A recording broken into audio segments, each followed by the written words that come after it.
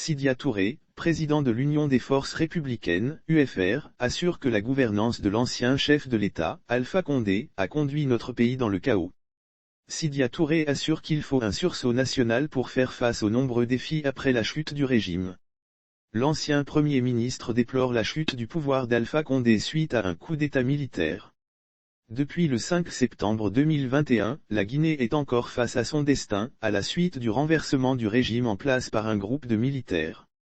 Tout républicain et tout démocrate ne peut que regretter que cela se soit passé ainsi, indique Sidya Touré, assurant qu'Alpha Condé est responsable de sa propre chute.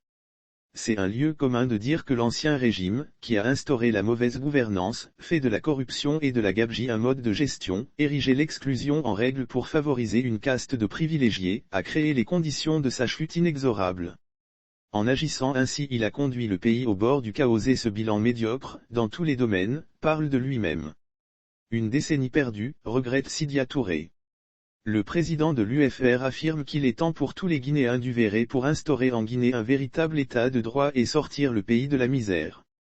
Les événements du 5 septembre, en dehors des condamnations de principe, fort compréhensibles, interrogent nos pratiques dans le respect des lois qui nous régissent et dans l'inscription des droits humains au titre des normes sacrées. Ils nous interpellent sur nos relations entre nous et sur nos rapports avec les autres pays, assure M. Touré. Comme je l'ai toujours soutenu, les divisions ne sauraient prospérer chez nous. Comme nous y avons vu, au cours de la décennie perdue, le clanisme n'a pas de lendemain heureux dans un pays qui a besoin d'un sursaut national pour relever les défis de la pauvreté à la dimension des potentialités extraordinaires dont regorge son sol et son sous-sol, ajoute-t-il. De même, les compétences du Guinéen sont reconnues et recherchées partout, aussi bien à l'intérieur qu'au sein de la diaspora. Pourtant, nous restons parmi les pays les plus pauvres du monde. Tel est notre paradoxe car nous n'avons pas réussi l'adéquation entre nos possibilités et nos réalités.